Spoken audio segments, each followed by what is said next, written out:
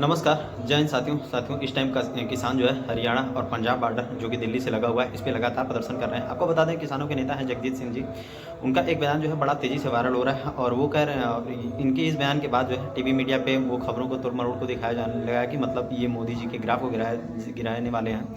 तो आपको बता देते हैं कि जगजीत सिंह जी का यही बयान था कि राम मंदिर बनने के बाद से ही मोदी की लोकप्रियता बहुत ज़्यादा हो गई है और इनका ग्राफ जो है लोकप्रियता का ग्राफ बहुत ज़्यादा आगे बढ़ गया है। इसको जो है हमको कम करना है और ये कम करना का कारण यही है कि हम बस अपनी बातों को और अपनी मांगों को मंगवाना चाहते हैं। लेकिन रियलिटी ये थी कि सोशल मीडिया पे या अन्य प्लेटफॉर्म से मीडिया के कुछ चैनलों में इस टाइप से बताया गया कि मतलब मोदी जी 2024 से पहले ये विपक्ष की साजिश है और उनको जो है उनके ग्राफ को ये नीचे गिराने की कोशिश हो रही है या उनकी लोकप्रियता को कम करने की कोशिश हो रही है। लेकिन रियलिटी कुछ और थी। आपको बता देते हैं कि जगजीत सिंह जी का कहने का मतलब इस टाइप से कुछ नहीं था कि मतलब ज़्यादा चीज़ें वो हों, लेकिन उनके कहने का मतलब ये था कि अगर सरकार से किसी भी पार्टी के लोगों से अपनी बातों को मनवाना है तो थोड़ा उसकी ग्राफ में या उसकी लोकप्रियता में कमी लाना होगा, क्योंकि अगर उस आदमी को ये लगेगा कि नहीं इस काम किए बिना ही अगर मेरा काम हो सकता है तो हमारे ऊपर ध्यान नहीं देंगे। जगदीश सिंह जी का कहना ये था, लेकिन उसको तोड़ मरोड़ के तमाम तरीके से चीज़ें की गई।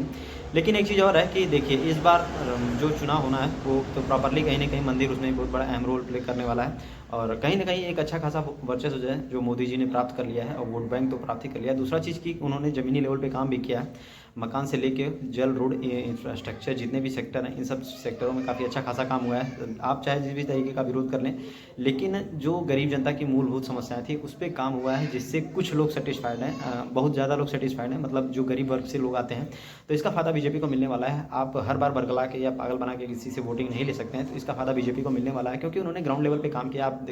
आप देख लेंगे कि गांव में जितने भी रोड वगैरह थे या इंफ्रास्ट्रक्चर थे या मकान वगैरह थे, ये सारी की सारी चीज़ें बनाई गई थी। तो इन्हीं सब चीज़ों को लेके जो कांग्रेस पार्टी या अन्य दल के लोग जो हैं उनका लगातार विरोध प्रदर्शन कर रहे हैं या उनका ग्राफ नीचे गिराने की कोशिश कर रहे हैं, तो ये सब चीज़ें पॉसिबल नहीं है क्योंकि वो अपने काम के दम पे ही 2024 के लोकसभा चुनाव में आने वाले हैं। आपको बता देते हैं कि सोनिया गांधी ने ऐलान किया है कि हम इस बार जो है पूरी तरीके से लोकसभा फिट ना होने के कारण हम चुनाव स्थगित करते हैं।